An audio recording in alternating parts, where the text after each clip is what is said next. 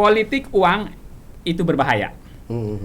Maraknya politik uang akan menjadikan biaya politik itu di setiap pemilu akan semakin tinggi dan mahal. Ya. Jadi anggota dewan tanpa harus mengeluarkan biaya yang besar. Ya. Jadi anggota DPR modal kere lah. Modal gitu kere, oke lah, modal kere, ya betul ini ya. Hanya modal assalamualaikum kata orang. Assalamualaikum. Pertemanan. Ya pertemanan gitu. Berbagi cerita untuk saling inspirasi. YS Podcast. Assalamualaikum warahmatullahi wabarakatuh. Ketemu lagi bersama Bang YS di YS Podcast. Hari ini kita akan belajar politik. Nah, ingat ya, kalau belajar politik ini siapkan mentalnya dulu nih. Memiliki pikiran yang stigma negatif, karena kita akan coba membuka seperti apa politik tanpa uang. Sudah hadir nih di YS Podcast. Saya undang ini memang yang jadi pilot projectnya. Nih, Bang Akdiansah. Oke. Assalamualaikum warahmatullahi wabarakatuh. Waalaikumsalam warahmatullahi wabarakatuh. Tapi akrab kita panggil dengan Guru Toi. Siap. Alhamdulillah. Oke, Guru Toi memang sudah di dapilnya ini memang sudah terkenal dengan konsistensi. Nah, tapi apa yang perlu kita gali di sini, kita akan langsung tanya saja nih. Apa kabar, Bang? Alhamdulillah, kabar kita baik dan ya masih sehat lah, masih sehat. Sehat. Oke, ini udah pulang ngantor, ini langsung ke sini loh ya. Ngantor, muter-muter dulu, ketemu mahasiswa, mampir di tempat mahasiswa. Oke, luar biasa. Terima kasih Bang sudah meluangkan waktu. Sama-sama. Kita akan berbagi cerita. Nah, kalau saya mau ngasih judul From Zero to Hero dah. Oke, boleh ya? Boleh. Oke. Yeah. Nah, kegiatan ini Guru Toi ini dulu bergerak dalam bidang NGO. Iya. Ya, bergelut bidang NGO, kemudian boleh saya katakan memiliki massa. Ya, kira-kira demikian lah. Ya, nah ini modal. Iya. Nah, tapi boleh diceritakan nggak? Saya ingin lebih detail deh. Kalau selama ini memang kita hanya membaca. Ini mumpung orangnya ada di sini ya, sahabat kita akan gali nih. Dulu, Bang Akdiansah, gimana ceritanya? Pasti memang ketika mahasiswa, saya yakin memang sudah hiperaktif nih dalam giat-giat kemahasiswaan ini. Ini bukan aktif lagi, hiperaktif ya. Nah, hiperaktif saya nyebutnya. Standarnya sudah di atas rata-rata nih kalau mahasiswa. Siap. Iya. Boleh Bang diceritakan masa-masa kuliah sebetulnya seperti apa dulu nih? Ya, saya ini sama lah seperti teman-teman yang lain. Cuman mungkin lebih banyak waktu saya di aktivitas organisasi ya. Selain kampus, saya juga senang berkumpul, senang belajar dan juga senang mencari informasi yang baru. Ya. Jadi sejak mahasiswa saya cukup aktif di beberapa organisasi, baik itu internal maupun eksternal. Ya. Kalau di internal saya aktif di Badan Eksekutif Mahasiswa Fakultas Syariah STAIN Mataram, aktif juga di BEM IAIN saat itu. Kemudian di eksternal saya pernah di PMI, Ansor, IPNU, bahkan di KMPI ya. Artinya ya hiruk pikuk itu saya alami dan saya menikmatinya. Hanya satu cara untuk kita bisa terus bisa berada di menikmatinya, Bang. Menikmati dan jadikan itu hobi. Betul. Nikmat sekali rasanya. Nikmat sekali ketika kita banyak berinteraksi dengan orang, membentuk jaringan. Inilah yang membuat kekayaan sesungguhnya itu ada di situ, Bang. Saya setuju. Bukan diukur oleh berapa tebal dompet kita ini, Bang nih, tapi seberapa teman yang kita miliki, Bang. Ukurannya. Semakin banyak teman, ya saya kira itu artinya dia mengikuti kan, soal informasi dan yang lain pasti ngikut. Pakat Bang. Ada sebuah ini Bang, Abang ini kan duduk periode ini ya. Iya, betul. Ya, duduk periode ini sebagai anggota Dewan DPR di Provinsi NTB.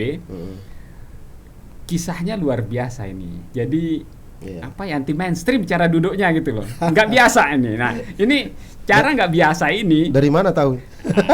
Kita banyak membaca juga ini. Iya. Cara Abang ini memang ini bolehlah kita jadikan sebagai pelajaran. Tapi kalau sebelum ke situ, saya ingin tanya dulu nih. Keinginan dasar dulu masuk ke dunia politik. Apa motivasinya Abang nih masuk ke dunia politik nih? Saya dulu Mas Yusron sebenarnya saya apolitis. Artinya anti sekali soal negara itu. Saya bergelut di mahasiswa tahu sendiri kan. Betul. Itu kritis, demonstran segala macam Ya. dan sangat tidak percaya negara. Ya. Lalu saya bergelut di dunia NGO. NGO mungkin proporsinya kita agak sedikit kritis tapi lebih aplikatif dan sangat teoritik. Ya. Jadi kita mempunyai kalaupun punya gagasan kita lebih teoritik dan aplikatif. Ya. Tapi juga masih state. State saya advokasi segala macam. Tapi kemudian beriring saya jalan, saya juga kenal dunia politik sejak mahasiswa. Saya bergabung di partai sekarang itu PKB. Itu sejak zaman mahasiswa.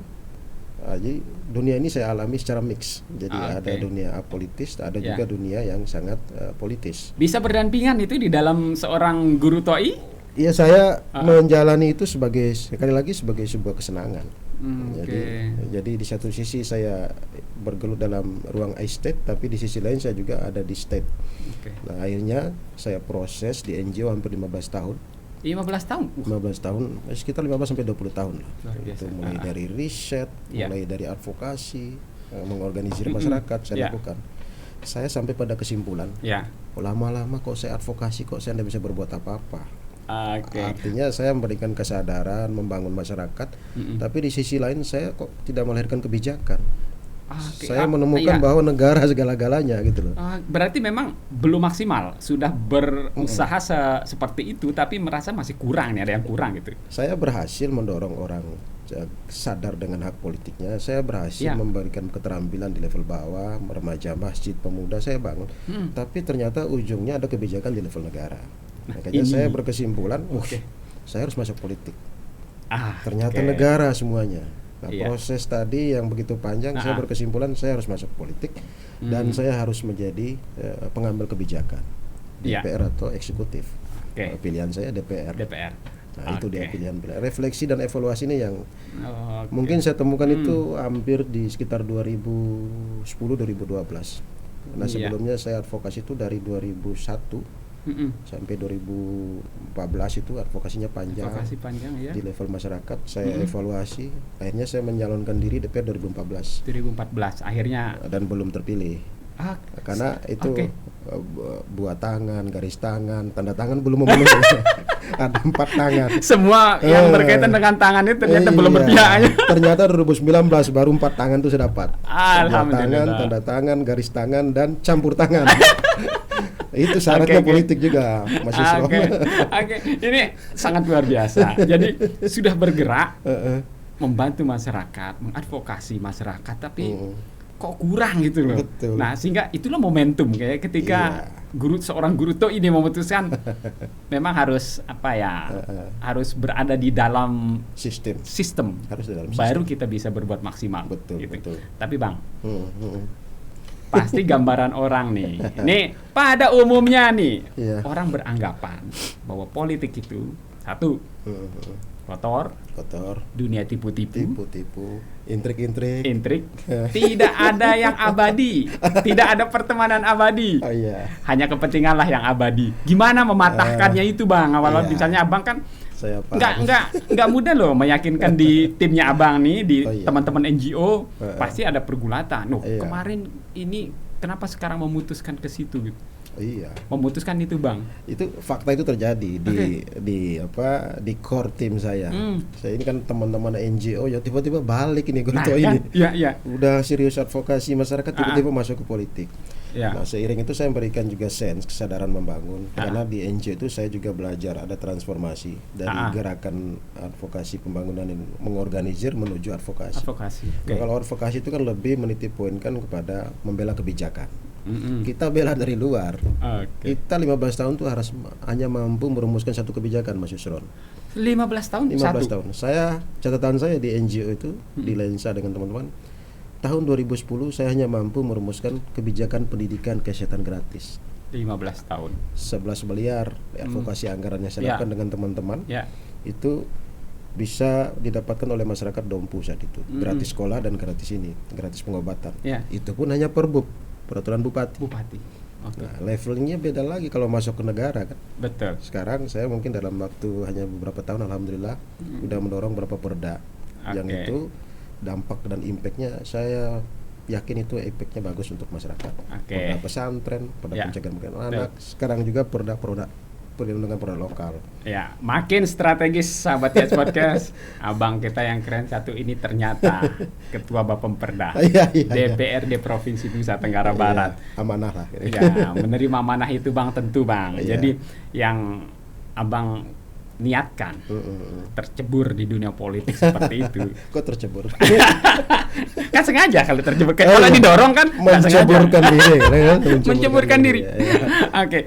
Yang diciptakan, yang diinginkan berarti memang terwujud bahwa dengan sebuah kebijakan kita bisa berbuat jauh lebih besar. Banyak hal. Nah, ini yang mendorong awalnya momentum Abang itu untuk memilih bahwa pada akhirnya kita masuk ke ruang politik. Nah, dengan berada di memang sesuai aturan, kita yang akan membuat peraturan. Nah, ini kan sangat positif untuk orang-orang yang kita akan bantu, orang-orang yang kita cintai. Nah, ini kan manfaatnya lebih besar, Bang. Kita bermanfaat untuk lebih besar lagi. Nah, makanya saya bilang tadi, jadi politik kalau diasumsikan jelek, kotor, gimana cara melawannya itu, Bang? Saya justru memandang kenapa saya hijrah dari ruang sosial yang sangat nyaman, kita dialulukan masyarakat, membantu, itu luar biasa. Pahlawan loh di situ, pahlawan di situ, bahkan merdeka. Betul. Masuk ke ruang politik yang berpotensi tadi semua dirci dalam kepala orang. Nah, menurut saya justru kita berdosa kalau tidak berkecimpung pada kesempatan yang diberikan itu. Nah, maksud saya ruang politik ini ruang Anda berdakwah sebenarnya. Ruang Anda untuk bagaimana menerjemahkan kebenaran-kebenaran, kebaikan-kebaikan, kemaslahatan-kemaslahatan di sini. Karena hari ini di Indonesia panglima tertinggi itu politik. Semua decision itu ada di politik. Betul. Jadi kita mau podcast sampai jam 10 pun kalau ada perda yang melarang Anda tidak bisa jam 10.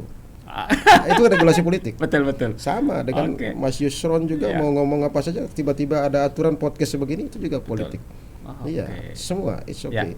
Mau tidur pun itu diatur jam tidur nanti kalau ada politiknya. Betul. Artinya ruang politik itu adalah ruang paling tinggi. Jadi rugi kalau tidak kita intervensi. Kalau saya itu 15 tahun advokasi hanya satu. Ketika masuk dalam 3 tahun sudah bisa banyak yang kita dorong untuk kemaslahatan masyarakat. Ini ruang dakwah untuk kebaikan menurut saya. Ini ruang dakwah untuk kebaikan. Sahabat YS Podcast.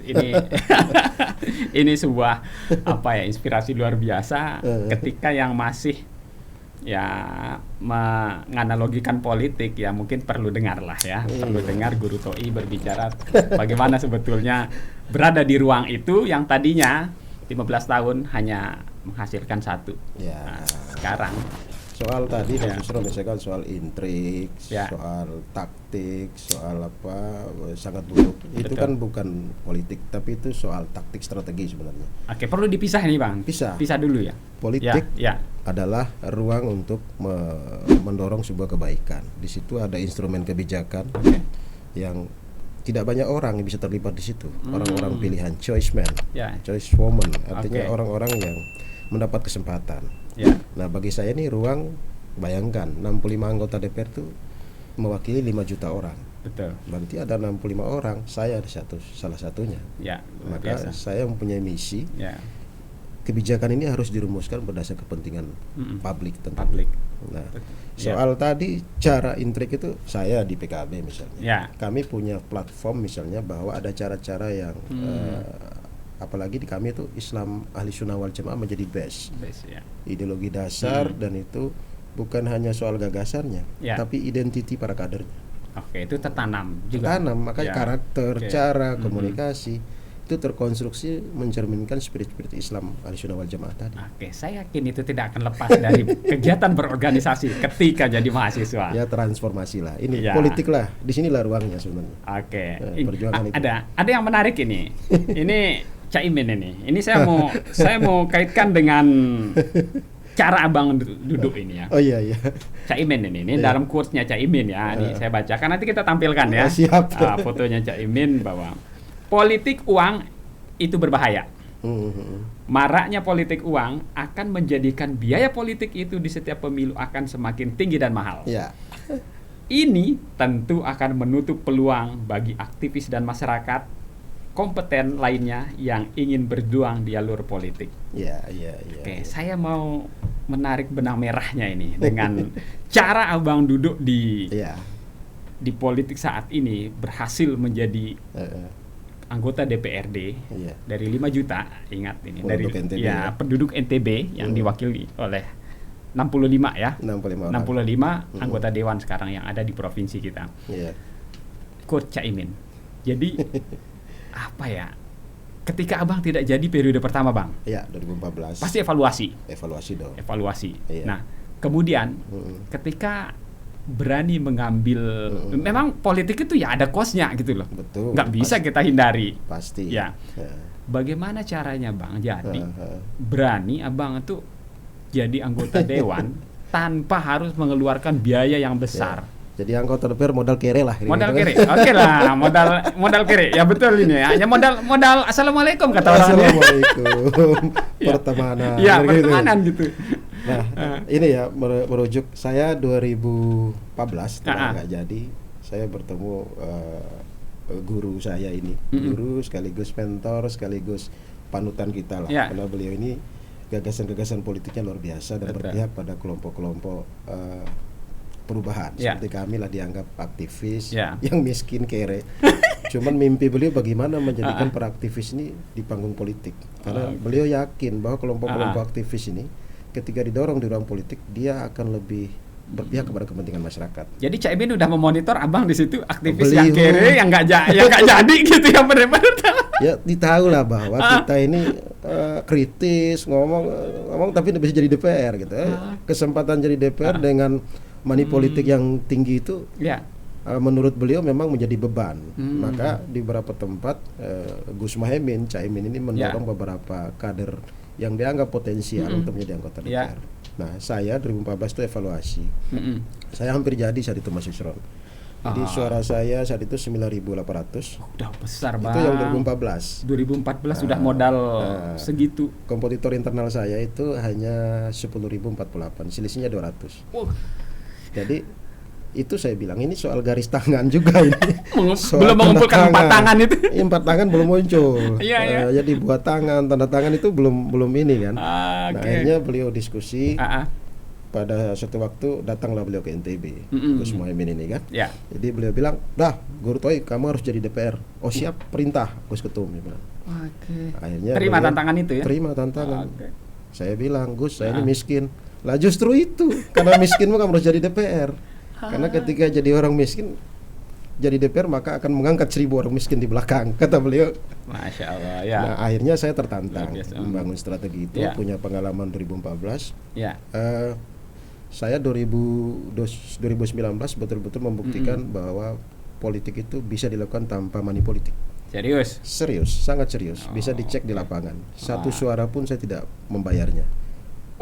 Tidak membayarnya. 10.600 suara saya. Bahkan beberapa tim saya dikepung oleh beberapa kompetitor yang menggunakan pola-pola itu. Sempat tertekan, shock segala macam. Saya hanya bisa menenangkan teman-teman. Sudahlah. Yakinlah kita bisa meraih itu. Saya minta hanya menjaga yang terdekat saja. Kalau saya jaga 200, menjaga 300, jaga saja keluarganya. Keluarga kali banyak. Jaga kakak gitu ya. Jadi kakak saja dijaga. Saya kira apa yang disampaikan oleh Caimin ini bukan hanya soal himbauan gaya-gaya ya. Tapi ini lebih kepada menyelamatkan politikal di Indonesia. Bahwa ketika semua digunakan transaksi dalam politik, belum tentu ada garansi figur-figur yang dorong situ adalah figur yang qualified. Belum tentu juga ada garansi bahwa produk-produk politik ke depan itu akan bagus dan berpihak. Nah, maka saya kira money politik ini adalah musuh kita bersama. Perlu kita deklarasikan. Harus dong. Ini Gus Muhaimin sudah memulai. Kebetulan quote-nya keluar hari ini. Sebenarnya beliau tuh sejak 2016 bersama saya sudah instruksikan no money politik, kata dia. Untuk seorang Guru Toi bahwa itu ditanam sejak awal. Artinya ini Bang, seorang Gus Imin ini melihat ya, kan dia pasti ini ada potensi nih, ada orang ini nih pasti melihat. Jadi pilot project lah. Jadi ya ketika Caimin bercerita ya memang sudah ada yang buktinya gitu loh. Nah jadi ketika itu Caimin berarti betul-betul menanamkan di Abang itu bahwa bisa kok gitu ya. Bisa. Itu. Dengan segala potensi, kemampuan tentu beliau mengukur ya. Bobot seorang kader, kemampuan. Saya yakin Kelas Gus Muhaimin kan punya peta, punya informasi yang cukup komprehensif dan punya histori. Kebetulan saya juga, beliau mengenal saya mungkin sejak beliau 2010 udah kenal, sejak jadi Menteri Tenaga Kerja itu. Beliau sering ke sini. Saya sering sebagai juniornya, saya sering menghadap gitu kan, minta masukan, saran. Dan bagi-bagi ilmu lah kira-kira begitu. Nah ini ketika silaturahmi itu, ketika jejaring itu dikembangkan dan dirawat terus, ini akan bermanfaat ketika waktunya. Dan saya ingat pesan beliau saat itu. Jadi Gus Muhaimin memesan, jadi ingat Guru Toi, uang itu bukan segala-galanya. Beliau bilang kalau mau menuju sesuatu ada tiga hal yang paling penting menurut beliau. Satu,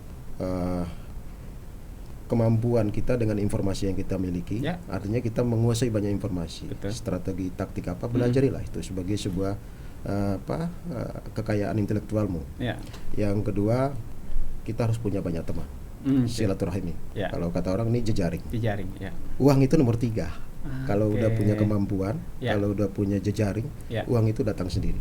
Tapi kan orang sering membalik, tanpa uang nggak berani yang lainnya. Itu komponen pertama bagi sebagian orang. Kalau bagi Gus Muhaimin komponen ketiga. Sangat dan menarik. Saya melaksanakan itu di lapangan. Menarik. Tapi sebelumnya itu kita ngopi dulu, Bang.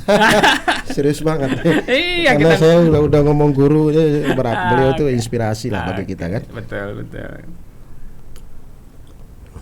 Makasih Mas Ron. Siap. Jadi kita sambil santai, siapa tahu menonton podcast ini malam-malam ngantuk, segera buat kopi ya sahabat ya podcast. Atau nontonnya pagi-pagi nih, hangatkan suasana karena yang kami obrolkan ini hal-hal santai dan tentu ini dilakukan. Ya ini saya juga merasa memang kayaknya hanya sedikit orang, Bang, yang bisa melakukan seperti itu. Yang jelas Abang jadi musuh banyak orang. Ya saat itu saya tahu dan saya yakin. Tapi juga sekaligus saya nggak dihitung orang. ini menarik ini. Kompetitor saya menghitung udahlah. Lewat itu dah ya. Kalau dulu sebelumnya saya itu kan di backup 2014 itu kan saya linear dengan Pak Helmi Faisal Zaini. Saat itu beliau Menteri PDT, semua infrastruktur kita di backup untuk beliau karena satu dapil. Nah 2019 saya betul-betul kosongan tanpa bantuan orang. Gak ada ini ya, yang dari pusat jadi satu. Nggak ada. Itu betul-betul ya peluang sekaligus tantangan. Betul. Peluang saya dianggap lemah. Tantangan saya mengorganisir kekuatan di bawah dengan silent dan kemampuan inilah mengorganisir lah. Di situ diuji sebenarnya. Ini kita sebut dengan kuda hitam. Jadi nggak diperhitungkan ya? Ya saya ini kan memanen saja Mas Yusron. Saya advokasi hampir 20 tahun itu kan yang saya bangun itu adalah kesadaran di level bawah itu. Jadi kelompok-kelompok pemuda ya saya ajarin bagaimana membuat mading, majalah dinding. Saya buatin sablon. Terus saya beri kesadaran tentang politik berorganisasi. Nah ini yang kita bangun inilah yang mensupport saya tanpa politik uang. Gitu. Mereka yang mendorong. Ini ketika saatnya memetik. 20 tahun menanam. Gimana? Apa ya Bang? Usaha Bang ini kan kalau lah orang yang mohon maaf nih, bagi yang mudah berputus asa, saya yakin ketika gagal pertama dengan mengingat perjalanan Abang mengadvokasi 15 tahun, pasti merasa aduh apa yang sudah saya lakukan selama ini kok nggak berbekas, kok nggak ini kan pasti apa ya stres kalau nggak kuat loh. Jadi paradigma politik yang saya dapat sejak saya di kampus, di organisasi, bahkan diperkuat di PKB ini, sampai ada di situ ada moto yang begitu kuat melekat, berpolitik itu ibadah, ber-PKB itu berkah.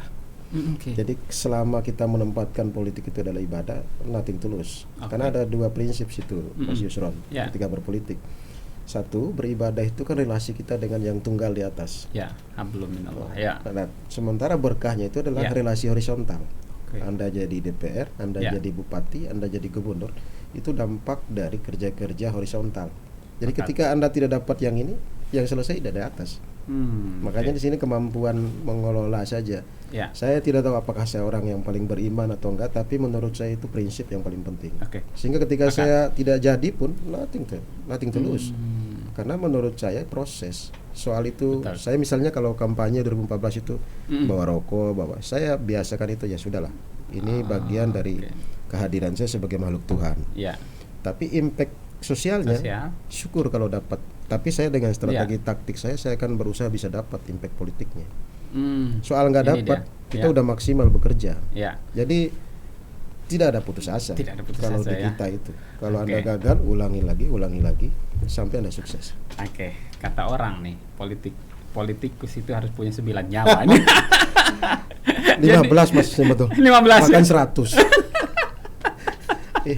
Betul. Harus lebih dari itu. Harus lebih dari itu. Iya, betul. Ya, karena kalau hanya memiliki 1 nyawa, ya ketika tidak jadi ya sudah, tamatlah dia di situ. Ya itu ke laut aja, jangan ikut politik. Jangan ikut politik kalau tahu resikonya seperti itu ya. Kompleks itu, sangat kompleks. Sangat kompleks politik, betul. Tidak sesederhana ketika melihat orang atau seperti sekarang nih, Pak Diansyah duduk di situ, duduk enak di kursi empuk gitu kan. Terus kok enak sekali di situ tanpa melihat bahwa ada perjalanan panjang, ada peluh keringat, berdarah-darah, 15 tahun, bahkan ketika diharapkan akan jadi setelah 15 tahun. Ternyata disuruh berbuat kurang 5 tahun. Dicoba lagi. Iya, dicoba lagi. Jadi ketika tidak jadi itu Bang, biasanya nih orang akan, mohon maaf nih, ketika merasa sudah banyak berbuat, ketika merasa sudah pengabdiannya, bolehlah dikatakan paripurna sebetulnya sesudah mengabdi, tapi masih saja belum jadi. Nah, saya yakin Bang nih, jadi mental itu kalau tidak betul-betul terpatri gitu bahwa ini seorang pejuang, bahwa berputus asa ketika itu ini akan menyia-nyiakan 15 tahun perjuangan itu gitu. Memotivasi diri Bang. Ini siapa tahu nih ada yang mau ya dan berada di posisi Bang Diansyah dulu ketika Anda jadi. Gimana memotivasi diri Bang ketika saat itu? Saya selalu bilang begini, dulu saya terobsesi juga ya. Ada pandangannya saat itu lagi viralnya Obama lah. Obama itu dalam bukunya selalu menulis, saya ini adalah hanya seorang aktivis masyarakat yang sedang mencoba ruang politik untuk melakukan perubahan. Artinya upaya mencoba transformasi, migrasi dari ruang sosial kepada ruang struktur itu adalah pilihan sadar. Ketika Anda sadar dalam melakukan perubahan pilihan-pilihan, Anda juga harus siap menerima resikonya. Ya, bayangkan dari seorang aktivis kultur ke struktur. Jadi transformasi itu ada dampak-dampaknya. Kalau nggak jadi juga harus sudah siap. Saya menyiapkan mental saya sekuat mungkin soal itu. Karena itu memang tetap jadi satu paket Bang. Anda jadi nggak jadi itu pilihan. Artinya tidak jadi pun menjadi pilihan. Tapi nggak kapok, terus berproses, harus jadi. Karena meyakini ruang struktur politik ini adalah alat perubahan yang paling efisien, bidikannya bagus dan impactnya besar. Sayang kalau tidak direbut oleh banyak orang. Nah, ini sangat luar biasa. Sayang kalau tidak diambil ruang politik ini. Karena begini Mas Yusron, ketika orang-orang hebat seperti Mas Yusron, ada aktivis-aktivis tidak masuk ke ruang politik, saya khawatir itu dibajak oleh pendekar-pendekar berwatak jahat kan. Jangan sampai jatuh. Saya tidak mengatakan yang ada betul. Pada kontestasi ke depan. Betul. Yang sekarang bagus dan baik semua lah teman-teman. Betul. Ketika banyak orang baik, maka akan ada banyak kebijakan baik. Sepakat. Ketika sedikit orang baik, sedikit juga kebijakan baik. Maka mari orang-orang baik masuklah di ruang politik ini gitu. Lakukan dakwah perbaikan di situ. Ya, sebuah analogi. Sebuah analogi yang sangat luar biasa ketika kita mampu membuka pikiran, Bang. Bahwa jalan berjuang itu kadang kita harus masuk ke lorong gelap nih. Betul. Kalau dikatakan oke lah itu lorong gelap. Tapi dengan berada di situ kita bisa bermanfaat, kita bisa membuat perubahan lebih banyak lagi untuk masyarakat kita, Bang. Sayang kalau nggak dipakai oleh kita semua gitu. Yang punya potensi. Para aktivis, ini ada pilot projectnya yang di Ya, saya mengajak sebenarnya Mas Yusron. Sudah, Anda perlu khawatir. Tadi pakai modal Gus Muhaimin tadi gitu loh. Betul. Anda hebat, Anda pintar, Anda punya banyak teman. Ya uang datang sendiri. Jadi jangan uang dulu. Nah, selama ini Bang, mungkin boleh saya katakan Bang, 1 berbanding 1000 orang yang memiliki pemikiran bahwa menaruh uang di komponen ketiga atau terakhir, tapi mendahulukan tadi gagasan dan silaturahmi itu menjadi yang terdepan. Nah, orang-orang pesimis orang-orang pesimis yang akan selalu menaruh uang itu ada di depan. Itu kan pragmatisme saja, cara berpikir yang pendek dan mengikuti opini yang terbangun. Artinya pandangan secara umum sudah, padahal itu nggak benar juga menurut saya. Contohnya apa yang kita lakukan membantah itu gitu. Membantah bahwa opini itu nggak benar gitu. Nggak benar. Dan saya membuktikan itu dengan apa yang sudah saya lakukan, saya kira. Ya, ini Bang Akdiansyah nggak akan bisa bercerita ya tanpa ini kan bercerita. Tagline YS Podcast ini Bang, berbagi cerita untuk saling inspirasi. Oke. Nah, ini top lah ini. Ya, ini tagline yang saya sengaja angkat bahwa dari berbagai masyarakat kita semua pasti memiliki histori. Yang siapa tahu itu bermanfaat bagi 1-2 orang yang menonton konten kita ini. Setuju. Nah, Abang ini sudah menjadi pilot projectnya Caimin. Dan alhamdulillah sukses. Dan beliau bisa cerita. Nah, itu orang miskin jadi DPR kan. Iya, betul Bang. Jadi saya yakin dengan bangga Caimin juga akan bercerita kemana-mana bahwa ini ada contohnya gitu loh. Nah, jadi bukan hanya omong kosong Caimin membuat quote atau status seperti itu. Kan nggak elegan juga seorang Caimin tanpa. Iya, pasti dia punya data, dia punya fakta, bukti. Kalau butuh buktinya saya dipanggil, ini buktinya. Silakan cerita tadi. Oke, sangat luar biasa nih. Kita banyak belajar hal dari sekali saja bertemu dengan Abang satu ini juga banyak hal yang kita ada hal yang kita balik ini. Nah, nanti di tema-tema berikutnya. Ini Bang nih, terakhir nih. Apa memotivasi kan adik-adik aktivis kita nih yang saat ini tentu bergelut dengan dunianya. Pasti capek. Banyak mengorbankan waktu, perasaan ketika berada di organisasi ekstra maupun di intern, di intern kampus. Memotivasi adik-adik saat ini Bang bahwa satu saat capeknya kalian saat ini, lelahnya kalian saat ini itu akan ada masanya untuk berbuah manis. Oke Bang, hadap ke kamera ini Bang. Ya, saya kira buat adik-adik jadi pelanjut generasi ke depan itu ya teman-teman. Artinya persiapkan diri dengan matang, yakinlah bahwa peluang itu ada di tangan kalian.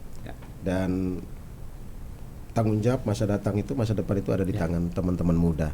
Nah, cuman yang paling penting menurut saya ya tadi era saya dengan era teman-teman sekarang kan eranya yang cukup beda ya. Kalau dulu saya ngumpul-ngumpul itu kajian, diskusi, itu menjadi cara berpikir, cara bertindak kita.